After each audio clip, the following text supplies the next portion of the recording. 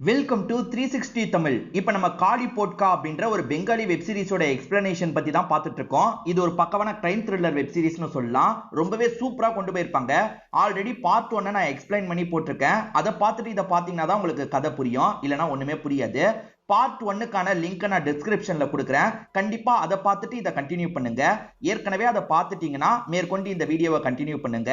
எக்ஸ்பிளனேஷனுக்குள்ள போறதுக்கு முன்னாடி இந்த வீடியோக்கு ஒரு லைக் போடுங்க. அதே மாதிரி இந்த எக்ஸ்பிளனேஷன் பிடிச்சிருந்ததுன்னா ஐப்னு ஒரு ஆப்ஷன் இருக்கும், அதையும் கிளிக் பண்ணி சப்போர்ட் பண்ணுங்க.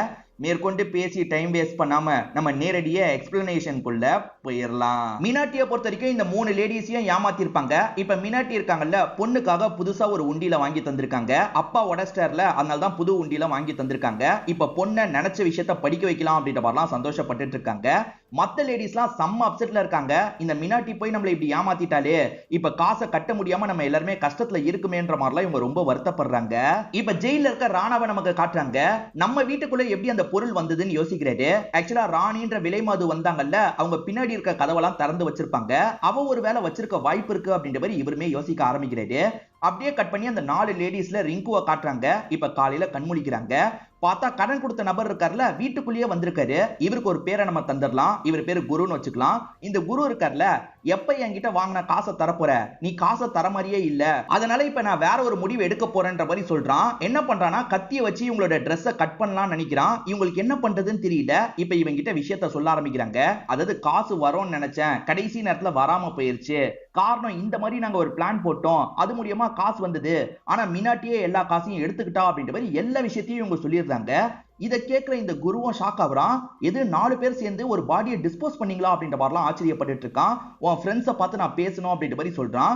இப்ப இவங்களுமே ஃப்ரெண்ட்ஸ் எல்லாம் ஒரு இடத்துக்கு வர வச்சிடுறாங்க. என்ன கூப்பிட்டுருக்கான் ஃப்ரெண்ட்ஸ் அந்த இடத்துக்கு வராங்க. பார்த்தா அந்த இடத்துக்கு குரு வந்து நிக்கிறான். நீங்க பண்ண எல்லாத்த பத்தியும் எனக்கு தெரியும்ன்ற மாதிரி சொல்றான். இவனுக்கு எப்படி தெரிஞ்சது அப்படின்னு யோசிக்கும் போது இவ தான் சொல்லி வச்சிருக்கான்றது மத்த லேடிஸ்க்கு தெரிய வந்துருது. இப்ப அவன் இருக்கான்ல, நீங்க இதுக்கு முன்னாடி பண்ணதை எனக்காக பண்ணோன்ற மாதிரி சொல்றான். இவனை பொறுத்த வரைக்கும் இல்லீகல் வேலை எல்லாம் பாக்குறான் போல. எதிரிங்க நிறைய பேர் இருப்பாங்கல்ல, அவங்க கதையை முடிச்சிருவேன், பாடியை உங்க கிட்ட தந்துருவேன், நீங்க டிஸ்போஸ் பண்ணீங்கன்னா ஒருத்தருக்கு 1 லட்சம் ரூபாய் வர மாதிரி காசு தருவன்ற மாதிரி சொல்றான். அவ்வளவு காசு கிடைக்குமான்ற மாதிரி யோசிக்கிறாங்க. என்னதான் எதுக்காக இவன் கிட்ட சொன்னன்ற மாதிரி ரிங்கு கிட்ட கோவப்பட்டு இருக்காங்க. நான் என்ன பண்றது, வேற ஆப்ஷனே இல்ல, அதனால தான் இப்படி பண்ணிட்டேன், எல்லாத்துக்கும் இந்த மீனாட்டி தான் காரணம் அப்படின்ற மாதிரி அவங்க கோவப்பட்டு இருக்காங்க. இப்ப மீனாட்டியுமே தேவையில்லாம பிரச்சனையில மாட்டிக்கிட்டாங்க. ஏன்னா இவங்க காசு தரமாட்டேன்னு சொன்னதுனால தான் அந்த ரிங்கு உளறி வச்சிட்டா. இதுக்கப்புறம் இவங்களும் இந்த வேலையை பார்க்கணும்ல, இல்லைன்னா இவங்களுக்கும் பிரச்சனை வரும்னு யோசிக்கிறாங்க. வேற வழியே இல்ல, அவன் சொன்னதை பண்ணிடலான்ற மாதிரி ஸ்ரீமா சொல்றாங்க. இப்ப 4 பேருமே சேர்ந்த மாதிரி அவன் கூட நடந்து ஒரு இடத்துக்கு வந்துடுறாங்க. பழைய ஃபேக்டரி மாதிரி இருக்கிற ஒரு இடத்துக்கு தான் கொண்டு வந்திருக்கான். நான் பாடியை இந்த இடத்துல வச்சு தருவேன், நீங்க டிஸ்போஸ் பண்ணோம், டிஸ்போஸ் பண்ணி முடிச்சோன்னா காசை தந்துருவான்ற மாதிரிலாம் சொல்றான். வேற வழி இல்லாம இவங்களும் ஏத்துக்கிறாங்க. ஏற்கனவே ஒரு பாடியை ரெடி பண்ணி வச்சிருக்கான் போல.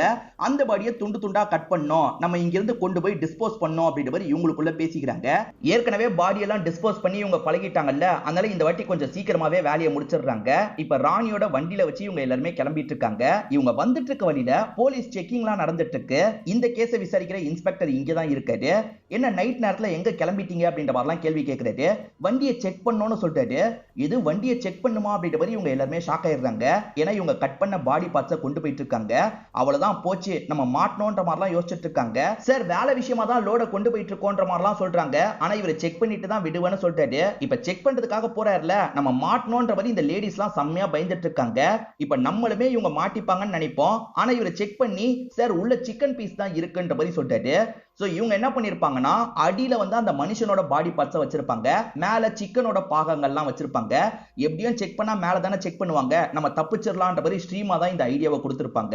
ஸ்ரீமா சொன்ன மாதிரியே இவங்க தப்பிச்சிடுறாங்க. இப்ப டிஸ்போஸ் பண்ண வேண்டிய இடத்துல டிஸ்போஸ்லாம் பண்ணிடுறாங்க. அவங்க கிட்ட கேட்டு காசு வாங்கணும் அப்படின்ற மாதிரி அவனை பாக்குறதுக்காக வராங்க. அவன் சொன்ன மாதிரியே இவங்களுக்கு காசெல்லாம் தந்துடுறான். பரவாயில்லப்பா, சொன்ன மாதிரியே காசை தந்துட்டான்ற மாதிரி இவங்களுமே சந்தோஷப்படுறாங்க. இவங்க 3 பேருமே இப்ப மீனாட்டி மேல கொஞ்சம் கோவப்பட்டுக்கிட்டே இருக்காங்க. ஒரு ஸ்டேஜ்ல மீனாட்டி இருக்காங்கல்ல, சட்டுன்னு இந்த இடத்துல ஃபீல் பண்ணி அழ ஆரம்பிச்சிடுறாங்க.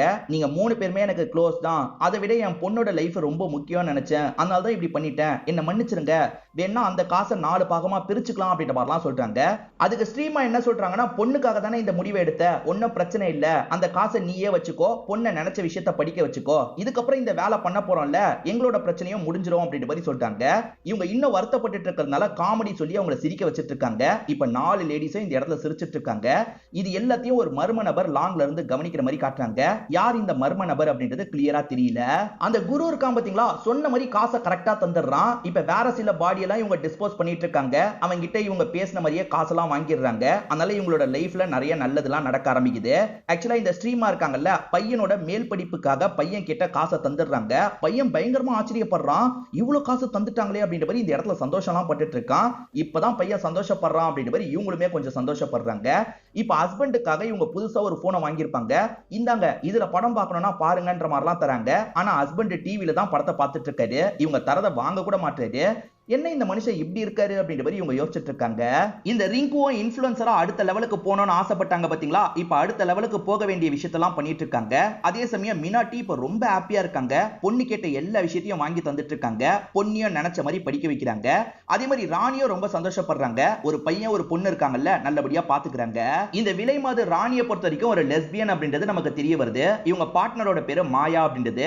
மாயாவும் இவங்களும் ரொம்ப க்ளோஸ் போல. மாயா கிட்ட எல்லா விஷயத்தையும் சொல்லிடுவாங்க போல. இவங்க 4 பேர் சேர்ந்து ஒரு விஷயத்தை பண்ணிட்டு இருக்காங்கல்ல, அதை பத்திலாம் மாயா கிட்ட சொல்லிடுறாங்க. மாயாவும் கேர்ஃபுல்லா பண்ணு, உனக்கு ஏதாவது பிரச்சனை வந்துட போகுதுன்ற மாதிரிலாம் சொல்றாங்க. பாடியை கொண்டு போய் டிஸ்போஸ் பண்றதுக்கு கொஞ்சம் கஷ்டமா இருக்குல்ல, அதனால இவங்க வேற ஒரு வழியை கிரியேட் பண்ணிடுறாங்க. ஆசிட் ட்ரம் மாதிரி ரெடி பண்ணிடுறாங்க. இதுக்குள்ள பாடியை போட்டாலே போதும், இதுக்கப்புறம் நம்ம கஷ்டப்பட தேவையில்லை அப்படின்ற மாதிரிலாம் யோசிக்கிறாங்க. இப்ப ஸ்டேஷனை பொறுத்த வரைக்கும் அடுத்தடுத்து மிஸ்ஸிங் கேஸ் வந்துகிட்டே இருக்கு. இது 3வது மிஸ்ஸிங் கேஸ் அப்படின்ற மாதிரி இன்ஸ்பெக்டரும் அசிஸ்டன்ட் பார்த்து சொல்லிட்டாரு. அடுத்தடுத்து ஆளுங்க காணாம போயிட்டே இருக்காங்க பாத்தீங்களா, இவங்க 3 பேர் தான் அந்த லேடிஸை டிஸ்போஸ் பண்ணிருப்பாங்க. இந்த 3 பேரையும் அந்த குரு தான் சாவடிச்சிருக்கான் போல. இவங்க எல்லாருமே கொஞ்சம் இல்லீகல் வேலை பண்றவங்க. அடுத்தடுத்து மிஸ் ஆகுறாங்க. எனக்கு தெரிஞ்சு இவங்க மிஸ் ஆகல, கொல்லப்பட்டிருக்காங்க. இதுக்கு பின்னாடி யார் இருக்காங்கன்றதை நம்ம கண்டுபிடிக்கணும்ன்ற மாதிரி இன்ஸ்பெக்டர் சொல்றாரு. குரு இன்னைக்கு ஒரு பாடி வரும்னு சொல்லியிருப்பாரு. இப்ப பாடி வந்திருக்கு, பாடி வந்துருச்சு, ஓபன் பண்ணலான்ற மாதிரி இவங்களும் ஓபன் பண்றாங்க. அப்படி ஓபன் பண்ணி பாக்குறவங்களுக்கு ஒரு ஷாக் காத்துட்டு இருக்கு. குரு தான் இந்த இடத்துல பாடியா இருக்காரு. என்ன இவனே செத்து போயிட்டான் அப்படின்ற மாதிரி இவங்க பயங்கரமா ஷாக் ஆகுறாங்க. அவர் நெத்தியில ஒரு லெட்டர் மாதிரி இருக்கு. லெட்டர்ல என்ன தெரியுமா எழுதி இருக்கு, இப்ப இவன் செத்து போயிருக்கான், அடுத்து நீங்க தான் அப்படின்ற மாதிரி எழுதி இருக்கு. யார் இது, நம்ம பண்றதை பத்தி இந்த நபருக்கு தெரிஞ்சிருக்கு போல, இவன் என்ன மிரட்டுற மாதிரி எழுதி வச்சிருக்கான் அப்படின்ற மாதிரி பயப்படுறாங்க. இதுக்கப்புறம் இந்த பக்கமே வர வேணாம் அப்படின்ற மாதிரி இவங்க எல்லாருமே பயந்து வீட்டுக்கு கிளம்பிடுறாங்க. இப்ப வேலை பார்க்கும் போது இவங்களுக்கு அதே தான் தோணிட்டு இருக்கு. யாருக்கு இந்த விஷயம் தெரிஞ்சிருக்கும், யாரு நம்மள மிரட்டுறா அப்படின்ற மாதிரி இவங்க எல்லாருமே அவங்க வேலையில இருக்கும் போது பயங்கரமா யோசிச்சுட்டு இருக்காங்க. ராணி நைட்டு நேரம் பொண்ணு கூட வீட்டுக்கு வந்துட்டு இருக்காங்க. அப்ப யாரோ ஃபாலோ பண்ற மாதிரியே தோணுது. திரும்பி பார்த்தா யாரையும் காணோம். இவங்களும் கிளம்பி போயிடுறாங்க. ஆனா இவங்கள ஒருத்தன் ஃபாலோ பண்றான் அப்படின்ற மாதிரி நமக்கு காட்டுறாங்க. இந்த ரிங்கு பயந்த மாதிரி வீட்டுல இருக்கும் போது ஏதோ ஒரு பொருள் ஆர்டர் பண்ண மாதிரி வந்திருக்கு. நான் எதையுமே ஆர்டர் பண்ணலையேன்ற மாதிரி இவங்க ஓபன் பண்றாங்க. பார்த்தா லிப்ஸ்டிக் தான் வந்திருக்கு. சரி அப்ளை பண்ணலான்ற மாதிரி வேகமா அப்ளை பண்றாங்க. பார்த்தா வாய் கிழிச்சுக்குது. லிப்ஸ்டிக் உள்ள யாரோ பிளேட வச்சு தந்திருக்காங்கன்றது இவங்களுக்கு தெரிய வருது. இதை தாண்டி இவங்க நிறைய ஃபாலோவர்ஸ் எல்லாம் ஏத்தி வச்சாங்க பாத்தீங்களா, அந்த ஃபாலோவர்ஸ் எல்லாருமே போயிட்டு இருக்க மாதிரி இருக்கு. யாராவது ஆக்ட் பண்ணி உள்ள நுழைஞ்சிட்டாங்களா அப்படின்ற மாதிரி இவங்க செக் பண்றாங்க. யாரோ ஆக்ட் பண்ண மாதிரி தான் இருக்கு. யார் ஆக்ட் பண்ணிருப்பா அப்படின்ற மாதிரி இவங்க ஃபீல் பண்ணிட்டு இருக்காங்க. இப்போ இந்த ரிங்கு இருக்காங்கல்ல, மத்த லேடிஸை மீட் பண்ணி நடந்த விஷயத்தெல்லாம் சொல்லிட்டு இருக்காங்க. ஏறக்குறைய மத்த லேடிஸும் இதே மாதிரி ஃபீல் பண்ணிருப்பாங்க. ராணி என்ன சொல்றாங்கன்னா, அன்னைக்கு நைட்டு யாரோ என்ன ஃபாலோ பண்ண மாதிரியே இருந்தது, ஏதோ தப்பா இருக்கு அப்படின்ற மாதிரி சொல்லிட்டாங்க. இந்த மாதிரிலாம் இவங்களுக்குள்ள டிஸ்கஷன் நடந்துட்டு இருக்குல்ல, அப்ப ஸ்ரீமாக்கு போன் கால் வருது. பையன் ஒரு காலேஜ்ல சேர்ந்திருப்பான். அந்த காலேஜ் நிர்வாகம் தான் கால் பண்ணிருக்காங்க. பையன் ட்ரக் எடுத்திருக்கான், ஓவர் டோஸ் ஆகி இப்ப ஹாஸ்பிட்டல்ல இருக்கான்ற மாதிரி கால் வந்திருக்கு. இதெல்லாம் இவங்க மத்தவங்க கிட்ட சொல்றாங்க. இப்ப பாக்குறதுக்காக ஹாஸ்பிட்டலுக்கு வேகமா கிளம்ப ஆரம்பிக்கிறாங்க. பையன் உயிருக்கு எந்த ஆபத்தும் வரல, இவன் பொழைச்சிடுறான். ஆனா இதுக்கப்புறம் நீ இந்த காலேஜ்ல படிக்க கூடாதுன்ற மாதிரி நிர்வாகம் இருக்காங்கல்ல, காலேஜ் விட்டே இவனை தூக்கி இருப்பாங்க. இவன் என்ன சொல்றான்னா, சத்தியமா இதுக்கும் எனக்கும் எந்த ஒரு சம்பந்தமும் கிடையாது, யாரோ பிளான் பண்ணி இப்படி பண்ணிருக்காங்கன்ற மாதிரி சொல்றான். பையன் கண்டிப்பா இப்படி பண்ணிருக்க வாய்ப்பு இல்லைன்றது ஸ்ரீமாக்கும் நல்லாவே தெரியுது. நிச்சயமா அந்த மர்ம நபர் தான் இப்படி பண்ணிருப்பான் அப்படின்ற மாதிரிலாம் யோசிக்கிறாங்க. போலீஸுங்களும் இந்த இடத்துக்கு வந்து விசாரணை எல்லாம் பண்ணிட்டு இங்க இருந்து கிளம்புறாங்க. இப்ப லேடிஸ் எல்லாம் சேர்ந்த மாதிரி உட்காந்து பேசிட்டு இருக்காங்க. நிச்சயமா அவன் தான் இப்படி பண்ணிருக்கான்ற மாதிரி ஸ்ரீமா சொல்றாங்க. அவன் எல்லாரையும் டார்கெட் பண்ணிட்டு இருக்கான், எதுக்காக தேவையில்லாம நம்மள டார்கெட் பண்ணிட்டு இருக்கான் அப்படின்ற மாதிரி இவங்க எல்லாருமே பயந்த மாதிரி பேசிட்டு இருக்காங்க. இந்த மாதிரிலாம் பேசிட்டு இருக்கும் போது ரிங்குன்ற பொண்ணுக்கு போன்ல ஒரு மெசேஜ் வருது. அது என்னன்னா, நான் தான் இந்த விஷயத்த பண்ணிட்டு இருக்கேன், இது எல்லாத்தையும் நான் ஸ்டாப் பண்ணணும்னா 20 லட்சம் ரூபாய் எனக்கு வேணும், சீக்கிரமா ஏற்பாடு பண்ணி எனக்கு தந்தீங்கன்னா இதை டோட்டலா நான் ஸ்டாப் பண்ணிடுவேன் அப்படின்ற மாதிரிலாம் சொல்றான். இவங்க ஒவ்வொரு லட்சமா சேர்த்துட்டு இருந்தாங்க பாத்தீங்களா, அது எல்லாம் சேர்த்தா ஒரு 20 லட்சம் ரூபாய் வரும். பேசாம இவன் சொல்ற மாதிரி காசை தந்துடலாமான்ற மாதிரி யோசிக்கிறாங்க. ஆனா அது எல்லாம் இவங்க கஷ்டப்பட்டு சேர்த்ததா இருக்கும். அதெல்லாம் தந்துட்டா என்ன பண்றது அப்படின்ற மாதிரியும் ஃபீல் பண்ணிட்டு இருக்காங்க. இல்ல எல்லாத்தையும் தாண்டி நம்ம குடும்பம் தான் ரொம்ப முக்கியம், அதனால காசை தந்துடலாம் அப்படின்ற மாதிரி கடைசியில எல்லாருமே முடிவு எடுக்கிறாங்க. காசு வரும்போது அவங்க வீட்டுல சேர்த்து வச்சிருப்பாங்க பாத்தீங்களா, இப்ப பிரச்சனைன்றதுனால எல்லாருமே வச்சிருக்க இடத்துல இருந்து அந்த காசை எடுத்துடுறாங்க. ஒரே வீட்டுல மீட் பண்ணி ஒரே பேக்ல வச்சிடுறாங்க. இந்த காசை தந்துட்டா பிரச்சனை முடிஞ்சிரும் அப்படின்ற மாதிரி யோசிக்கிறாங்க. ஒரு பூஜை பண்ணிட்டு போயிடலாம் அப்படின்ற மாதிரி இவங்களுமே கடவுள் கிட்ட வேண்டிட்டு இந்த இடத்தை விட்டு கிளம்ப ஆரம்பிக்கிறாங்க. அவனை பொறுத்த வரைக்கும் ஒரு பர்டிகுலர் பிளேஸ்ல வைங்கன்ற மாதிரி சொல்லியிருப்பான். இவங்க எல்லாருமே சேர்ந்த மாதிரி அந்த இடத்துக்கு வந்துட்டு இருக்காங்க. இங்க தானே வைக்க சொன்னா ஃபர்ஸ்ட் திரும்பி பார்க்காம போயிடலாம் அப்படின்ற மாதிரி இவங்களுமே போயிடுறாங்க. இவங்க போனதுக்கு அப்புறம் ஒரு மர்ம நபர் அந்த இடத்துக்கு வரான். வந்தவன் அந்த பேக்கை எடுத்துடுறான். அப்படி பேக்கை எடுத்தவன் ராணி கிட்ட வந்து அந்த பேக்கை தரான். இந்த இடத்துல தான் ஒரு ட்விஸ்ட் நமக்கு ரிவீல் பண்றாங்க. ரிங்குக்கு மெசேஜ் போச்சு பாத்தீங்களா, ராணி தான் அந்த மெசேஜை அனுப்பி விட்டுருப்பாங்க. இந்த ராணிக்கு மாயான்னு ஒரு ஃப்ரெண்ட் இருக்கிறதா சொன்ன பாத்தீங்களா, அந்த மாயா கிட்ட சொல்லி தான் இந்த விஷயத்தை இவங்க பண்ணிருப்பாங்க. மாயா, என் குடும்பத்துக்கு ஏதாவது ஆபத்து வரும்னு எனக்கு தோணுது. ஏதோ ஒரு மர்ம நபர் எங்க 4 பேரை டார்கெட் பண்ணிட்டு இருக்கான். இந்த 3 பேரையும் ஏமாத்தி அவங்க காசையும் நான் வாங்கிட்டு இந்த ஊரை விட்டே போக போறேன்னு சொல்லியிருப்பாங்க. அதாவது மத்தவங்க கிட்ட ஒரு 15 லட்சம் ரூபாய் இருக்குல்ல, அதை ஏமாத்தி வாங்குறதுக்காக ராணி தான் இந்த ஸ்கெட்சை போட்டிருக்காங்க. காசை எடுத்துட்டு வந்தது யாருன்னு பாத்தீங்கன்னா மாயா தான். மாயா இவங்க பிளான் போட்ட மாதிரி காசை எடுத்துட்டு வந்து தந்திருக்காங்கல்ல, அதனால இவங்க மாயாக்கு காசு தரலாம்னு நினைக்கிறாங்க. ஆனா மாயா இருக்காங்கல்ல, எனக்கெல்லாம் காசு தேவையில்ல, நீ சீக்கிரமா உன்னோட ஃபேமிலியை கூட்டிட்டு இங்க இருந்து கிளம்பு, உன்னை டார்கெட் பண்ற அந்த நபர் யாருன்னு தெரியலையான்ற மாதிரி கேக்குறாங்க. இன்னும் தெரியல அப்படின்ற மாதிரி இவங்களும் சொல்றாங்க. இப்ப காசை வாங்கிட்டு இவங்களுமே வீட்டை நோக்கி கிளம்ப ஆரம்பிக்கிறாங்க. அப்படி வர வழியில எல்லாருமே இவங்களை கொஞ்சம் வித்தியாசமா பார்த்து சிரிச்சுட்டு போறாங்க. என்ன திடீர்னு வித்தியாசமா பார்த்து சிரிச்சுட்டு போறாங்க அப்படின்ற மாதிரி இவங்களுமே கன்ஃபியூஸ் ஆகுறாங்க. மேற்கொண்டு இவங்க வந்துட்டு இருக்கும் போதுதான் இவங்க போட்டோவை யாரோ தப்பா ஒட்டி வச்சிருக்கிறது தெரிய வருது. இவங்களை பொறுத்த வரைக்கும் விலை மாதுல அது நிறைய பேருக்கு தெரியாம தான் இருந்திருக்கும். ஆனா யாரோ ஒருத்தர் நிறைய போட்டோவெல்லாம் ஒட்டி வச்சிருக்காங்க. அது மூலியமா இவ விலை மாது வேலை தான் பார்த்துட்டு இருக்கா அப்படின்றது இந்த ஏரியா முழுக்க தெரிஞ்சிருது. இது யாரோட வேலையா இருக்கும், அந்த மர்ம நபரோட வேலையா தான் இருக்கும்ன்ற மாதிரி இவங்க பயங்கரமா கடுப்பாயிட்டு இருக்காங்க. முடிஞ்ச அளவுக்கு கிளிக்கலாம் செஞ்சுட்டு இருக்காங்க. இப்ப எல்லாம் தாண்டி இவங்க வீட்டுக்கு வராங்கல்ல, மாமியாருக்கு எல்லாமே தெரிஞ்சிருது. நீ ஏதோ தப்பான வேலை தான் பாக்குறேன்னு எனக்கு ஸ்டார்டிங்ல இருந்தே சந்தேகம் இருந்தது, இப்பதானே என்ன வேலை பாக்குறேன்னு தெரிஞ்சிருக்கு அப்படின்ற மாதிரி பயங்கரமா இவங்க திட்டிட்டு இருக்காங்க. பசங்களுக்குமே தெரிஞ்சிருது இல்ல, பசங்க அம்மா கிட்ட பேசாம கொஞ்சம் சோகமா இருக்காங்க. பசங்களுக்கு கஷ்டம் தெரியாம வளர்க்கணுன்றதுக்காக தான் இவங்க இந்த வேலையெல்லாம் பண்ணிருப்பாங்க. பசங்களுக்கு தெரியவே கூடாதுன்னு நினைச்சோம், பசங்களுக்கு தெரியப்படுத்திட்டானே அப்படின்ற மாதிரி அந்த மர்ம நபர் மேல கோவம் வருது. அதெல்லாம் யோசிச்சுட்டு இருக்க முடியாது, சீக்கிரமா இங்க இருந்து கிளம்பணும் அப்படின்ற மாதிரி யோசிக்கிறாங்க. ஆக்சுவலா பையன் இங்கதான் இருக்கான், பொண்ணு மட்டும் மிஸ் ஆகுறா. பொண்ணு எங்க போயிருப்பா அப்படின்ற மாதிரி இவங்களும் தேடி அலைஞ்சிட்டு இருக்காங்க. அப்படி தேடி வெளியே வந்துட்டு இருக்காங்கல்ல, இவங்க வீட்டு வாசல்ல குளிக்கிறதுக்காக ஒரு இடம் இருக்கும். அந்த இடத்துல தான் பொண்ணு இறந்து போன மாதிரி இருக்கா. இப்பதான் யாரோ சாவடிச்சிருக்காங்கன்றது இவங்களுக்கு தெரிய வருது. இப்ப பொண்ணு இறந்து போயிருக்கிறத பார்த்து இவங்க ஷாக் ஆயிடுறாங்க. பயங்கரமா ஃபீல் பண்ணி இந்த இடத்துல அழுதுட்டு இருக்காங்க. அப்பதான் அந்த மர்ம நபர் இருக்கான் பாத்தீங்களா, இந்த இடத்துக்கு வந்துட்டு இருக்கான். யார் அந்த மர்ம நபர் அப்படின்ற மாதிரி இவங்க திரும்பி பாக்குறாங்க. இப்பதான் அந்த மர்ம நபரை நமக்கு ரிவீல் பண்றாங்க. ராணா தான் வந்திருக்காரு. இவன் எப்ப ஜெயில இருந்து வெளியே வந்தான் அப்படின்ற மாதிரி இவங்க யோசிக்கிறாங்க. என் பொண்ணு சாவடிச்சிட்டல அப்படின்ற மாதிரி இவன் கூட சண்டைக்கெல்லாம் நின்னுட்டு இருக்காங்க. இவனை பொறுத்த வரைக்கும் பெட்ரோல் பாம்லாம் கொண்டு தான் வந்திருப்பான். அந்த பெட்ரோல் பாம்பை இவங்க வீட்லயே வீசிடுறான். ஆக்சுவலா உள்ள மாமியார் இருக்காங்க, அதே மாதிரி காசும் உள்ளதான் இருக்கு. இப்ப வீடு பத்திட்டு எரியுது இல்ல, அதுக்குள்ள எப்படியாவது மாமியாரை காப்பாத்திரணும்ன்ற மாதிரிலாம் ட்ரை பண்ணிட்டு இருக்காங்க. ஆனா இவங்களால காப்பாத்த முடியல. மாமியாரும் காப்பாத்துன்னு சொல்லிட்டு இருக்காங்க. இவங்களால சுத்தமா உள்ள போக முடியல. சரி காசியாவது எடுத்துடலான்ற மாதிரிலாம் ட்ரை பண்ணிட்டு இருக்காங்க. ஆனா காசியும் எடுக்க முடியல. இப்ப இவன் இருக்கான் பாத்தீங்களா, இந்த சின்ன பையன் கிட்ட நான் மான்ஸ்டர் அப்படின்ற மாதிரிலாம் சொல்லிட்டு இங்க இருந்து கிளம்பிடுறான். இந்த ராணாவை பொறுத்த வரைக்கும் ஜெயில இருக்கும் போது ரொம்ப கஷ்டப்பட்டு இருப்பாரு. நம்ம அரெஸ்ட் ஆகி போனதை பையன் பார்த்துட்டானே, பையன் முன்னாடி இப்படி நடந்துருச்சு அப்படின்ற மாதிரி ரொம்ப ஃபீல் பண்ணிருப்பாரு. இதுக்கு காரணமானவங்களை கண்டுபிடிச்சு பழி வாங்கணும்ன்ற மாதிரிலாம் யோசிச்சிருப்பாரு. அப்பன்னு பார்த்து ஒய்ஃப் பேசுறதுக்காக வராங்க. ஒய்ஃப் என்ன சொல்றாங்கன்னா, இதுக்கப்புறம் பையன் உன்கிட்ட பேசவே மாட்டான், பையன் என் கூட தான் இருக்கணும்ன்ற மாதிரி நீ எழுதி தந்துரு அப்படின்ற மாதிரிலாம் சொல்லிட்டாங்க. அப்படிலாம் நான் பண்ண முடியாதுன்ற மாதிரி சொல்லிட்டாரு. பண்ணி தான் ஆகணும், ஏன்னா இதுக்கப்புறம் பையன் உன் முகத்தை கூட பார்க்க விரும்பலன்ற மாதிரிலாம் சொல்லிட்டு போறாங்க. இதுல இன்னும் ட்ரிகர் ஆயிடுறாரு. எப்படியாவது இங்க இருந்து தப்பிக்கணும்ன்ற மாதிரி யோசிக்கிறாரு. இவருக்கு நிறைய ஆளுங்க இருப்பாங்கல்ல, அந்த ஆளுங்க கிட்ட ஹெல்ப் கேட்டு தான் இவர் ஜெயிலை விட்டு தப்பிச்சிருப்பாரு.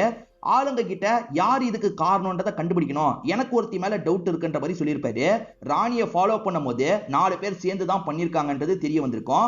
அந்த 4 பேரையும் கஷ்டப்படுத்தணும்ன்ற மாதிரி சின்ன சின்ன விஷயங்கள் பண்ணியிருப்பாரு. அந்த 4 பேருக்கும் சில பிரச்சனை எல்லாம் வந்தது பாத்தீங்களா, அந்த பிரச்சனை எல்லாத்தையும் இவர் தான் ஏற்படுத்தினாருன்றது தெரிய வருது. ராணியோட வீடு பத்தி எரிஞ்சு மாமியார் இறந்து போயிட்டாங்க பாத்தீங்களா, அதை பத்தி எல்லாம் போலீஸுங்களுக்கு தெரிய வருது. இந்த ராணியோட வீடு பத்தி எரிஞ்சதுக்கும் இந்த கேஸுக்கும் ஏதோ ஒரு சம்பந்தம் இருக்குன்னு நினைக்கிறேன். இந்த லேடிஸ் எல்லாம் சேர்ந்து ஏதோ தப்பு பண்ணிருக்காங்க, அதனால தான் வேற ஒருத்தன் இவங்களை பழி வாங்கிட்டு இருக்கான். நம்ம விட்டு பிடிப்போம் அப்படின்ற மாதிரிலாம் இன்ஸ்பெக்டர் சொல்லிட்டாரு. இப்ப ராணி இருக்காங்கல்ல, மத்தவங்களை ஏமாத்தினதை பத்தி எல்லாம் சொல்லிட்டு இருக்காங்க. என் ஃபேமிலி தான் முக்கியம் தோணுச்சு, அதனால தான் இந்த மாதிரி ஒரு விஷயத்த பண்ணிட்டேன். ஆனா அதுக்குள்ள என் ஃபேமிலியில 2 பேரை நான் இழந்துட்டேன் அப்படின்ற மாதிரிலாம் ஃபீலிங்கா சொல்லிட்டு இருக்காங்க. எல்லாருமே கோவப்படுறாங்க. ஆனா ஸ்ரீமா மட்டும் இந்த இடத்துல பொறுமையா பேசுறாங்க. உன் இடத்துல நாங்க இருந்திருந்தாலும் அப்படிதான் யோசிச்சிருப்போம், அதனால இதை நினைச்சு நீ ஃபீல் பண்ணாது அப்படின்ற மாதிரி சமாதானப்படுத்திட்டு இருக்காங்க. இப்போ ஒரு நல்ல விஷயம் நடந்திருக்கு, இதுக்கு பின்னாடி யார் இருக்கான்றது நமக்கு தெரிஞ்சிருச்சு. அந்த ராணாவை நம்ம ஏதாவது பிளான் பண்ணி பண்ணணும் அப்படின்ற மாதிரிலாம் ஸ்ரீமா சொல்லிட்டு இருக்காங்க. இந்த மாதிரிலாம் இவங்க பிளான் பண்ணிட்டு இருக்கும்போது அந்த ராணா கிட்ட இருந்தே கால் வருது. மினாட்டி போனுக்கு தான் கால் வருது. வீடியோ கால்ல அந்த ராணா பேசிட்டு இருக்கான். உன் பொண்ணை ஸ்கூலுக்கு அனுப்பி வச்சிருக்க போல, இப்போ உன் பொண்ணு என்கிட்ட தான் பத்திரமா இருக்கான்ற மாதிரி மிரட்ட ஆரம்பிக்கிறான். என் பொண்ணு எதுவும் பண்ணிடாது அப்படின்ற மாதிரிலாம் இவங்க சொல்றாங்க. எனக்கு வேண்டியது நீங்க 4 பேர் தான், உங்க 4 பேரை என் கையால சாவடிக்கணும். நீங்க 4 பேர் இந்த இடத்துக்கு வந்தீங்கன்னு வச்சுக்கோங்க, உங்க பொண்ணுக்கு எதுவுமே நடக்காது அப்படின்ற மாதிரிலாம் பேசிட்டு இவன் காலை கட் பண்ணிடுறான். ஐயோ பொண்ணு மாட்டிக்கிட்டாலே இப்ப என்ன பண்றது அப்படின்ற மாதிரி இவங்களுமே யோசிச்சுட்டு இருக்காங்க. இந்த ராணாவோட பையன் இருக்கான் பாத்தீங்களா, பசங்க கூட சேர்ந்த மாதிரி ஃபுட்பால் விளையாடிட்டு இருக்கான். அந்த இடத்துக்கு வந்த இவங்க இருக்காங்கல்ல, நைஸா பேசி இவனை கூட்டு போயிடலாம் நினைக்கிறாங்க. பக்கத்துல வான்ற மாதிரி கூப்பிட்டு இருக்காங்க. ஆனா அவன் பக்கத்துல வரவே மாட்டான். அப்படியே இந்த சீனை கட் பண்ணி ராணாவை நமக்கு காட்டுறாங்க. ராணா கிட்ட இந்த பொண்ணுமே பயந்த மாதிரி பேசிட்டு இருக்கா. நீங்க எதனால இந்த மாதிரிலாம் பண்ணிட்டு இருக்கீங்கன்னு கேக்குறா. இப்பதான் ராணாவும் இவரோட பிளாஷ்பேக்கை சொல்ல ஆரம்பிக்கிறாரு. சின்ன வயசுல காசு சாக்லேட் இருக்கும்ல, அதை ஆசைப்பட்டு இவர் கேட்கிறாரு. ஆனா கடைக்காரர் இங்க இருந்து போடான்ற மாதிரி மண்டையிலேயே கொட்டிருப்பாரு. இதை பாக்குற இவருக்கு கோவம் வந்திருக்கும். கடைக்காரரை அட்டாக் பண்ணிருப்பாரு. அவரோட கதையே முடிச்சிருப்பாரு. சின்ன வயசுலயே அவ்வளவு வயலண்டா மாறிட்டாரு பாத்தீங்களா. அதுக்கப்புறம் தான் நிறைய இல்லீகல் வேலை எல்லாம் பார்த்து காசு சம்பாதிச்சிருப்பாரு. அது எல்லாத்தையும் இந்த சின்ன பொண்ணு கிட்ட வில்லத்தனமா இவர் சொல்லிட்டு இருக்காரு. அப்பன்னு பத்தி இவருக்கு ஒய்ஃபு கிட்ட இருந்து கால் வருது. இவரும் அட்டன் பண்ணி என்ன விஷயம்னு கேட்கிறாரு. நம்ம பையன் காணோன்ற மாதிரி சொல்லிட்டாங்க. என்ன இவ்வளவு அசால்ட்டா சொல்றன்ற மாதிரி கோவப்படுறாரு. விளையாடிட்டு இருந்த பையன் திடீர்னு காணோம், உங்க எதிரிங்க தான் ஏதாவது பண்ணிருப்பாங்க அப்படின்ற மாதிரிலாம் சொல்றாங்க. யாரா இருக்கும்ன்ற மாதிரி இவர் யோசிச்சுட்டு இருக்காரு. அப்ப இந்த 4 லேடிஸ் இருக்காங்கல்ல, இவருக்கு வீடியோ கால் பண்றாங்க. இவரு நக்கலா பேசினார்ல, அந்த மாதிரி இவங்க பேசுறாங்க. இப்போ உன் பையன் எங்க கிட்ட தான் இருக்கான், உன் பையன் வேணும்னா இந்த இடத்துக்கு வான்ற மாதிரி இவங்க நக்கல் பண்ணிட்டு இருக்காங்க. இவருக்கு பையனா ரொம்ப பிடிக்கும்ல, பையனை காப்பாத்த போனோம்னு யோசிக்கிறாரு. இந்த சின்ன பொண்ணை பாத்துக்கிறதுக்காக கொஞ்சம் பேர் இங்க இருங்க, மீதி கொஞ்சம் பேர் என் கூட வாங்கன்ற மாதிரி சொல்லிட்டாரு. எல்லாருமே சேர்ந்த மாதிரி கார்ல ஏறி கிளம்ப ஆரம்பிக்கிறாங்க. இது எல்லாத்தையும் 2 லேடிஸ் கவனிக்கிறாங்க. இந்த 2 லேடிஸ் இங்க இருக்க பொண்ணை காப்பாத்துறதுக்காக வந்திருக்காங்கன்னு தெரிய வருது. இன்னும் 2 லேடிஸ் அந்த பகுதியில இருக்காங்க. அந்த பகுதியில இருக்கவங்க வரப்போற அவனை எப்படியாவது அட்டாக் பண்ணும். இந்த ராணாவை பொறுத்த வரைக்கும் ஒரு ஹோட்டல்ல தான் அந்த சின்ன பொண்ணை மறைச்சு வச்சிருக்கான். எந்த ரூம்ன்றதெல்லாம் இவங்களுக்கு தெரிய மாட்டேங்குது. இந்த இடத்தை பொறுத்த வரைக்கும் ராணி ஸ்ரீமா தான் இருக்காங்க. இப்ப ராணி வேணும்ட்டே அந்த இடத்துக்கு வந்து பிரச்சனை எல்லாம் பண்ணிட்டு இருக்காங்க. ஸ்ரீமாவும் ஒவ்வொரு ரூமா தேடிட்டு இருக்காங்க. அப்ப அங்க இருக்க ஆளுங்க இருக்காங்கல்ல, இந்த ஸ்ரீமா வந்திருக்கிறத கவனிச்சிடுறாங்க, ராணி வந்திருக்கிறதையும் கவனிச்சிடுறாங்க. இப்ப அந்த கேங்க கூட இவங்க 2 பேருமே சண்டை போடுறாங்க. இந்த கேங்க பொறுத்த வரைக்கும் ஸ்ரீமா ரொம்ப நல்லா சண்டை போடுவாங்க. இப்ப ஸ்ரீமா இருக்காங்கல்ல, எல்லா ரவுடிங்களையும் போட்டு பயங்கரமா அடிச்சிட்டு இருக்காங்க. ஒரு வழியா ஆளுங்களை எல்லாம் அடிச்சு போட்டுட்டு அந்த சின்ன பொண்ணை காப்பாத்திடுறாங்க. ஒரு நிமிஷம் கூட இங்க இருக்க கூடாது, அங்க கிளம்பணும் அப்படின்ற மாதிரி வேக வேகமா இவங்க கிளம்ப ஆரம்பிக்கிறாங்க. இந்த சமயம் ராணாவும் ஆளுங்களும் சேர்ந்த மாதிரி அந்த பழைய ஃபேக்டரிக்கு வந்துடுறாங்க. இங்கதான் வரணும் அப்படின்ற மாதிரி அந்த 2 பேர் சொல்லி வச்சிருப்பாங்க. அந்த 2 பேர் இவங்களை ஒளிஞ்சிருந்து அடிக்கணும்ன்ற மாதிரி ஒளிஞ்சுலாம் இருக்காங்க. இப்ப ஆளுங்க வந்துட்டு இருக்கும் போது ஒளிஞ்சிருக்க இவங்க சட்டுன்னு வெளியே வந்து சண்டைலாம் போட்டுட்டு இருக்காங்க. ராணாக்கு தெரியாம அவரோட ஆளுங்களை எல்லாம் அட்டாக் பண்ணிட்டு இருக்காங்க. இப்படி அட்டாக் பண்ணிக்கிட்டே இருக்கும் போது அந்த ஆளுங்க ஒரு ஸ்டேஜ்ல கண்டுபிடிச்சிடுறாங்க. இந்த 2 லேடிஸ் கூட சண்டை போடுறாங்க. சண்டை போட்டவங்க ஒரு ஸ்டேஜ்ல இந்த 2 லேடிஸையும் லாக் பண்ணி வச்சிடுறாங்க. இவங்க லாக் ஆகுற நிலைமையில கரெக்டா ஸ்ரீமாவும் அந்த ராணின்றவங்களும் இந்த இடத்துக்கு வந்துடுறாங்க. ஸ்ரீமா தான் நல்லா சண்டை போடுவாங்கல்ல, இந்த இடத்துல பயங்கரமா சண்டை போடுறாங்க. ராணியும் சூப்பரா சண்டை போடுறாங்க. இப்ப நிறைய ஆளுங்களே இவங்க 2 பேர் சேர்ந்து பயங்கரமா அடிச்சிட்டு இருக்காங்க. அப்படி அடிச்சிட்டு இருக்கும் போது இவங்க மண்டையில யாரோ அடிக்கிறாங்க. யாருன்னு திரும்பி பார்த்தா ராணா தான் அடிக்கிறது. ராணாவோட ஆளுங்க எல்லாருமே அடி வாங்கி கீழே விழுந்துருவாங்க. இப்ப ராணா இருக்காருல, இந்த 2 லேடிஸையும் லாக் பண்ணிடுறாரு. ஆக மொத்தத்துல 4 லேடிஸையும் லாக் பண்ணி இவர் உட்கார வச்சிடுறாரு. இததான் சீரிஸோட ஸ்டார்டிங்லயே நமக்கு காமிச்சிருப்பாங்க. இந்த 4 லேடிஸையும் உயிரோட கொளுத்தணும்ன்ற மாதிரி யோசிக்கிறாரு.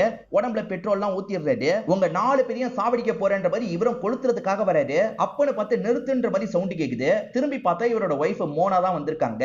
நீ என்ன பண்ற அப்படின்ற மாதிரி கேக்குறாரு. நான் சொல்லிதான் இந்த விஷயத்த பண்ணாங்கன்ற மாதிரி மோனா சொல்லிட்டாங்க.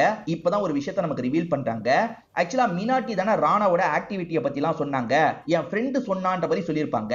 உண்மையில ஃப்ரெண்ட் எல்லாம் சொல்லியிருக்க மாட்டாங்க, இந்த மோனா தான் சொல்லியிருப்பாங்க. மோனா அழுதுட்டு இருக்கும் போது இவங்க என்னாச்சுன்னு கேட்பாங்க. மோனாவும் சில விஷயங்களை சொல்ல ஆரம்பிக்கிறாங்க. என் பையனை ராணா ரொம்ப கெடுத்துட்டு இருக்காரு, ராணா கூட இருந்தா என்னோட பையனோ ரவுடியா மாறிடுவான், அதுல எனக்கு சுத்தமா விருப்பம் இல்ல, எப்படியாவது பிரிச்சு கொண்டு வரணும், அதுக்கு ராணா அரெஸ்ட் ஆகணும், எப்படியாவது ராணாவை அரெஸ்ட் ஆகுற மாதிரி நீ பண்ணிரு, ஏதாவது ஒரு அமௌண்ட் உனக்கு நான் தரேன்ற மாதிரிலாம் இவங்க கேட்டிருப்பாங்க. நம்ம ஹஸ்பண்ட் கிட்ட கஷ்டப்படுற மாதிரி தான் இவங்களும் ஹஸ்பண்ட் கிட்ட கஷ்டப்பட்டு இருக்காங்க, இவங்களுக்கு ஏதாவது பண்ணணும் அப்படின்ற மாதிரி மினாட்டி யோசிச்சிருப்பாங்க. அதனால தான் யாரை மாட்டி விடலான்னு யோசிக்கும் போது அந்த ராணாவை மாட்டி விட்டுலாம் அப்படின்ற மாதிரி இவங்களுமே சில ஐடியாவெல்லாம் கொடுத்திருப்பாங்க. அதே மாதிரி பால காமிச்சு ராணாவோட பையனை கூட்டு போயிடலாம் நினைச்சாங்க பாத்தீங்களா. இவங்க பாலெல்லாம் காமிச்சிருப்பாங்க, ஆனா அவன் வராம அங்கேயே நின்னுட்டு இருந்திருப்பான். அப்ப இவங்க மோனாக்கு கால் பண்ணி உங்க பையனை அனுப்பி வைங்கன்ற மாதிரி சொல்லியிருப்பாங்க. இப்ப மோனா இருக்காங்கல்ல, அவங்க கூட போயிட்டு வான்ற மாதிரி பையனை அனுப்பி வச்சிருப்பாங்க. என் பையனை என்கிட்ட இருந்து பிரிக்கிறதுக்காக நீ தான் இந்த விஷயத்தெல்லாம் பண்ணியான்ற மாதிரி ராணா பயங்கரமா டென்ஷன் ஆயிடுறாரு. இப்ப ஒய்ஃப்னு கூட பார்க்காம அவங்கள போட்டு செம்மையா அடிச்சிட்டு இருக்காரு. இதுதான் கேப்ன்ற மாதிரி இவங்க இருக்காங்கல்ல, அந்த கட்டெல்லாம் கொஞ்சம் கொஞ்சமா கழட்டிட்டு இருக்காங்க. ஒருத்தங்க கட்டை கழட்டிடுவாங்க, மத்தவங்களோட கட்டையும் கழட்டி விட்டுறாங்க. இப்ப இந்த மோனா ஹெல்ப் பண்றதுக்காக வந்துடுறாங்க. ஆக மொத்தத்துல இப்ப 5 லேடிஸ் சேர்ந்த மாதிரி இந்த ராணாவை போட்டு அடிச்சிட்டு இருக்காங்க. ராணாவால சுத்தமா சமாளிக்கவே முடியல, என்னென்னமோ பண்ணி பாக்குறாரு. ஆனா இந்த லேடிஸ்ங்க இருக்காங்கல்ல, அவரை லாக் பண்ணிடுறாங்க. ஒரு ஸ்டேஜ்ல அவரோட கதையை முடிச்சிடுறாங்க. ராணாவை பொறுத்த வரைக்கும் நிறைய எதிரிங்க இருக்காங்கல்ல, அதுல யாராவது சாவடிச்சாங்கன்ற மாதிரி தான் கேஸை முடிப்பாங்க. நம்ம கிளம்பிடலாம் அப்படின்ற மாதிரி இந்த 5 லேடிஸும் இங்க இருந்து கிளம்புறாங்க. இன்ஸ்பெக்டருமே ராணா இறந்து போனதை பத்தி பெருசா விசாரிக்க மாட்டாரு. நம்ம பண்ண வேண்டிய விஷயத்த வேற யாரோ பண்ணிருக்காங்க, நம்ம ஸ்டேஷனுக்கு கிளம்பலாம் அப்படின்ற மாதிரி ஆளுங்களை கூட்டிட்டு கிளம்பி. இப்ப இந்த 4 லேடிஸ நமக்கு காட்டுறாங்க. ராணி இருக்காங்கல்ல, அந்த காசு எல்லாம் எரிஞ்சு போயிருச்சு, அந்த காசு மட்டும் இருந்திருந்தா நம்ம எல்லாருமே சூப்பரா ஒரு லைஃபை வாழ்ந்திருக்கலாம் அப்படின்ற மாதிரிலாம் புலம்பிட்டு இருக்காங்க. அப்பதான் இந்த இடத்துக்கு ஸ்ரீமா இருக்காங்கல்ல, ஒரு பேக்கை தூக்கிட்டு வந்துட்டு இருக்காங்க. இது என்ன பேக்ன்ற மாதிரி எல்லாருமே பாக்குறாங்க. ஓபன் பண்ணி பாருங்கன்னு ஸ்ரீமா சொல்றாங்க. ஓபன் பண்ணி பார்த்தா அந்த 20 லட்சம் ரூபாய் காசு இங்கதான் இருக்கு. இந்த காசு எப்படி உங்ககிட்ட வந்தது அப்படின்ற மாதிரி ஆச்சரியமா கேக்குறாங்க. அங்கதான் நான் ஒரு வேலையை பண்ணன்ற மாதிரி ஸ்ரீமா சொல்ல ஆரம்பிக்கிறாங்க. ஆக்சுவலா காசெல்லாம் ஒண்ணு சேர்த்ததுக்கு அப்புறம் பூஜை பண்ணிட்டு கிளம்பலான்ற மாதிரி யோசிச்சாங்க பாத்தீங்களா. எல்லாருமே மும்மரமா பூஜை பண்ணிட்டு இருந்திருப்பாங்க. அந்த டைம் ஸ்ட்ரீமா இருக்காங்கல்ல, நம்ம இந்த காசை தூக்கிடலாம், ஃபேக்கான அமௌண்ட்டை கொண்டு போலான்ற மாதிரி யோசிச்சிருப்பாங்க. ஃபேக்கான கரன்சியை ஏற்கனவே ஒரு பேக்குக்குள்ள வச்சிருப்பாங்க. இந்த பேக்கையும் அந்த பேக்கையும் சட்டுன்னு இவங்க மாத்திடுறாங்க. சோ எரிஞ்சு போனதே ஃபேக்கான கரன்சின்றது தெரிய வருது. உண்மையான கரன்சி கிடைச்சிருச்சுல, ஈக்குவல் பார்ட்டா பிரிச்சுக்கலான்ற மாதிரி லேடிஸ் முடிவு பண்றாங்க. ஸ்ரீமா நீங்க சூப்பர் அப்படின்ற மாதிரி ஸ்ரீமாவை கொண்டாடிட்டு இருக்காங்க. இப்ப இவங்களுக்கு தேவையான காசு இருக்கு. இதுக்கப்புறம் இவங்களோட லைஃப்ல எந்த ஒரு கவலையும் இல்லன்ற மாதிரி காமிச்சு நமக்கு இந்த சீரிஸோட கதையை முடிக்கிறாங்க. இந்த சீரிஸ்ல வந்த ட்விஸ்ட் அண்ட் டர்ன்ஸ்லாம் உங்களுக்கு பிடிச்சிருக்கும்னு நம்புறேன். இந்த வீடியோ உங்களுக்கு பிடிச்சிருந்ததுன்னா லைக் பண்ணுங்க, கமெண்ட் பண்ணுங்க, மறக்காம 360 தமிழ் சேனலை சப்ஸ்கிரைப் பண்ணுங்க. தொடர்ச்சியா இந்த மாதிரி வீடியோக்கள் வந்துகிட்டே தான் இருக்கும்.